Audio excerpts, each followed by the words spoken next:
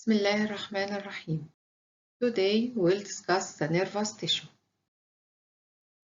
The nervous tissue is classified into central nervous system (CNS), is divided into brain and spinal cord. This is the brain and spinal cord, and peripheral nervous system, which include peripheral nerves, cranial nerves, and spinal nerve, also the ganglia. What is the structural and functional unit of the nervous system? It is the neuron. The neuron consists of cell body, dendrites, and axon. The cell body of the neuron, as any cell in the histology, it is formed of cytoplasm and nucleus. The cytoplasm and the nucleus are surrounded by a very thin cell membrane. What is about the nucleus? The nucleus is large, rounded, central, and vesicular. What is meant by vesicular? I can see its all contents like its nucleolus. What is about the cytoplasm? The cytoplasm contains many organelles like Nissl granules. The Nissl granules consists of ribosomes and rough endoplasmic reticulum. It has also many neurofibrils and some Golgi apparatus. Also, it contains mitochondria. The centriole is absent, and I must say that the centriole is absent. The cell body also contains some inclusions. These inclusions include melanin pigments, also lipopsin pigments. These pigments are yellow, and these pigments increase in old age. They call it wear and tear pigment. Also, some glycogen granules and lipid droplets for energy of the neuron. What is about the processes of the neuron? The processes, as we said before, it is the dendrites and axon.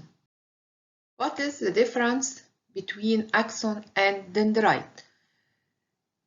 The axon is single, but the dendrites are multiple. This is a single axon, and this is a multiple dendrites.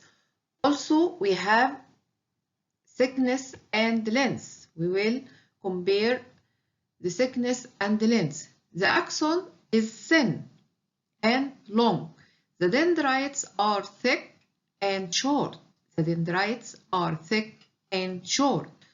What is about the branching? As we see, the axon not branch. It has no branches except at its terminal part, which is called terminal arborization. Terminal arborization. The axon branch freely like a tree. The branches arise at acute angle with the cell body of the neuron. The branches arise at acute angle with the neuron. As we see here, the axon has no spines, but the dendrites has many spines. These processes arising from the branches is called the spines. So the axon has no spines, but the axon has no spines, but the dendrites has many spines. What is about the diameter of the axon and the dendrites? The diameter of the axon is constant along its length, but the diameter of the dendrite decrease gradually. We call it tapering. It is tapered. What is about the content of the axon and the dendrites? The axon contains many mitochondria, neurofibrils, but no Nissl granules. But the dendrites contains neurofibrils and Nissl granules. What is about the conduction of nerve impulse? The axon take the impulse away from the cell. This is the cell and this is the axon. Take the impulse away, but the dendrite take the impulse toward the nerve cell. Now, after we know the structure of the neuron, we classify neurons according to many factors. The first factor is classification of neurons according to the number of processes. The number of the processes of the neuron. We call it polarity. We have many neurons according to the number of their processes. We have firstly unipolar nerve cell. Uni means one. It has one pole. So unipolar nerve cell.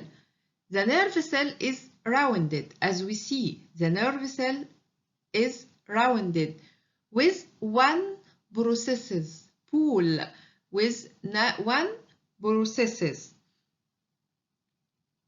It is present in the mesencephalic nucleus of trigeminal nerve. Mesencephalic nucleus of trigeminal nerve. So, during classification, I must know the shape of the cell, the number of processes, also the site. So, I must know three things about the nerve cell. Firstly, it is rounded, one process from one pole. Also, the site is the mesencephalic or mesencephalic nucleus of trigeminal nerve. The second type is pseudo-unipolar nerve cell. As we said before, pseudo means not true. The nerve cell is rounded. The nerve cell is also rounded. It has a single process, but this process will divide into inverted T shape. One branch will act as a dendrite and the other will act as an axon. The single process before leaving the nerve cell will be convoluted upon itself to form what is called glomerulus. This pseudo-unipolar nerve cell is present in the spinal ganglia.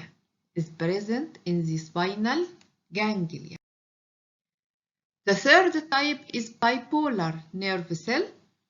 Bipolar nerve cell is fusiform in shape, not rounded. It is fusiform in shape with two processes. One process acts as a dendrite and the other acts as an axon. It is present in the special sense, like retina of the eye, vestibular ganglia in the ear, olfactory epithelium of the nose. You must remember where we took these organs before. The fourth type of the nerve cells is the multipolar nerve cells. The multipolar nerve cells have many dendrites and one axon. According to the shape of the cell, the first type of the multipolar nerve cell is stellate shape. The cells of it is stellate or star shape. It is present in sympathetic ganglia. It is present in sympathetic. The second type of the multipolar nerve cell is the pyramidal. It is pyramidal. The cell is pyramidal in shape. It is present in the cerebral cortex. The third type is pyriform. The shape of it is pyriform. It is flask shape. It is present in the Purkinje cell of the cerebellum. So, this cell in the cerebral cortex and this cell in the cerebellar cortex. According to function, we have sensory, motor, interneurons. The sensory, which takes the sensation to the CNS. The motor, which takes the impulse to the muscle to move. The interneuron is present between both. According to function, so sensory neurons receive sensory stimuli like dorsal root ganglia. Dorsal root ganglia carry impulse to the CNS. Motor control muscle and glands in the anterior horn cell. Interneurons in the spinal cord connect neurons with each other.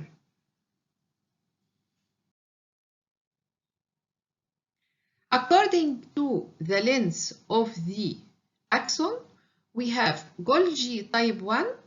This Golgi type 1, it has long axon in the pyramidal cells of the cerebral cortex. We have Golgi type 2, it has short axon in the interneurons of the cerebral cortex. What is about the axon or nerve fiber? What is the structure of the axon or nerve fiber? The axon of the nerve cell may be naked without any encasing or encased with myelin or neurolemma, which is the Schwann cell. So the axon may be naked without any covering or encased, it is covered, and this covering may be with myelin or with myelin with Schwann cell. What is the structure of the nerve? What is the content of the nerve? As we said before, the axon contains neurofibrils, mitochondria, and no nacelle granules. So the axon has neurofibrils, mitochondria, no nacelle granules. It is surrounded by a cell membrane, but we didn't call it cell membrane. We call it axolemma. Axo means axon, lemma cell membrane. And its cytoplasm is called axoplasm. So axo means axon and the plasm cytoplasm. So the nerve fiber or the naked nerve fiber will contain mitochondria, neurofibrils, and no nacelle granules. It is covered by axolemma and contain axoplasm. What is about the myelin? We said the naked nerve fiber may be covered. The naked is not covered with anything. This naked nerve fiber, when it is covered or encased, may be covered with myelin or covered with neurolemma or Schwann cell. What is about the myelin? This is the axon and this is the myelin. It is a white tubular covering of the axon. It is white tubular covering of the axon. It is interrupted by spaces like that. This spaces is called node of Ranvier. Node of Ranvier. The segments between node of Ranvier, it is called internodal segment. So this is the axon covered by myelin. This myelin is interrupted by node of Ranvier, and the areas between two successive nodes of Ranvier, it is called internodal segment. This is the myelin sheath. This is the myelin. What is about the neurolemma or Schwann cell? It is a chain of cells which form a tube around the myelin sheath. It is a chain of cells which form a tube around the myelin sheath. It has oval nucleus. It has flat and oval nucleus. Every cell corresponds to internodal segment.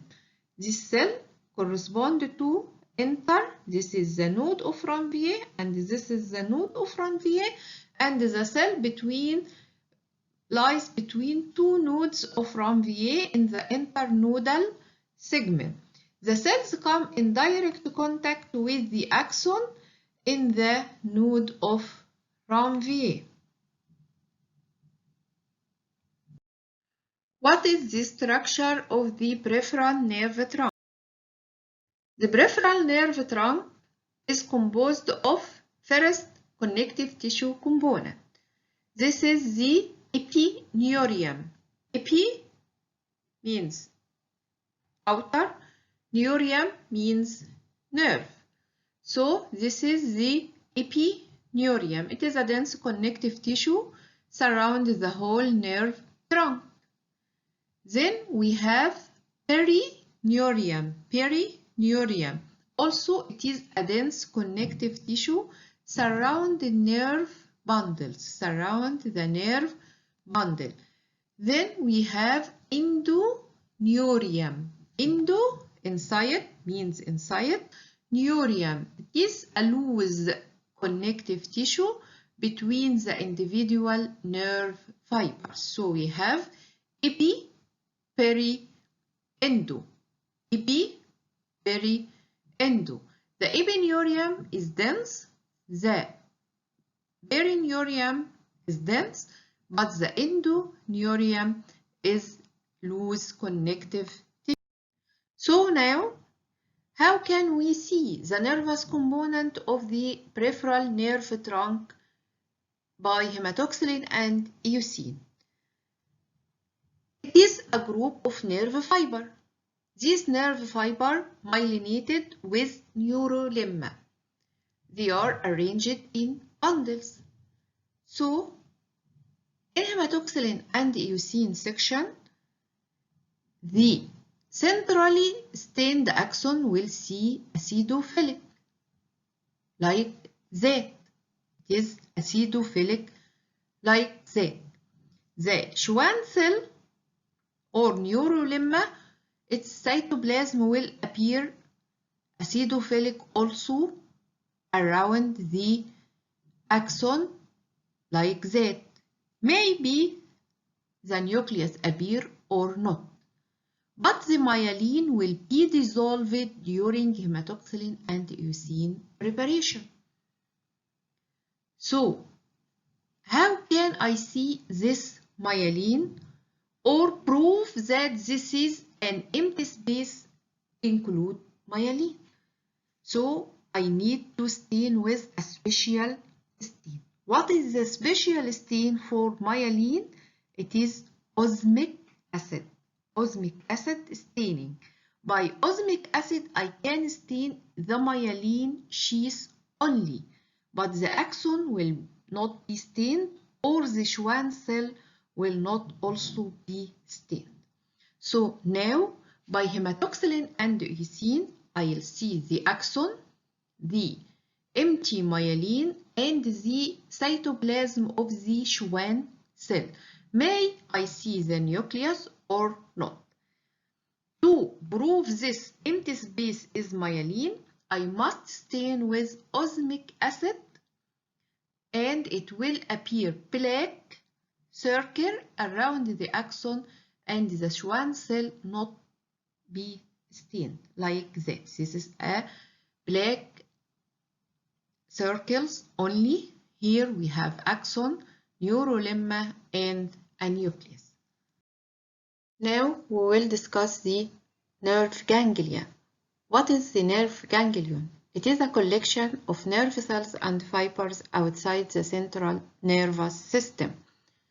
This is the ganglion. It is a collection of nerve cells and fibers outside the central nervous system. They may be sensory, like spinal ganglia, or autonomic, like sympathetic ganglia. Now, we'll talk about the difference between spinal and sympathetic ganglia. First, we'll talk about the covering. The covering of the spinal and sympathetic is called the capsule. The capsule in the spinal ganglia is thick, but in the sympathetic ganglia is thin.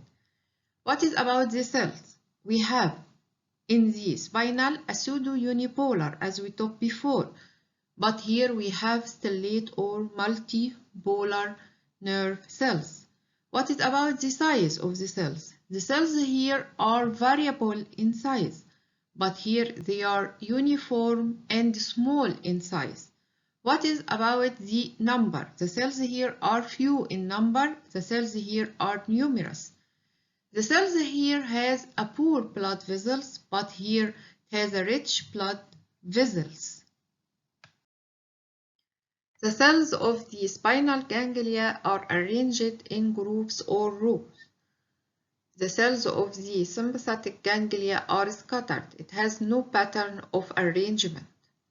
The nuclei of the spinal ganglia are central, but for the sympathetic ganglia, they are eccentric. As we know before, it comes to one side of the cell. The glomerulus is present in the cells of the spinal ganglia, but it is absent from the cells of the sympathetic ganglia. We have a large number of satellite cells in the spinal ganglia, but these satellite cells are few in the sympathetic ganglia. What is the function of the satellite cells? They are responsible for regeneration of the nerve cells of the ganglion. We have also thick myelinated nerve fibers in the spinal ganglia and thin non-myelinated nerve fibers of the sympathetic ganglia. Thank you.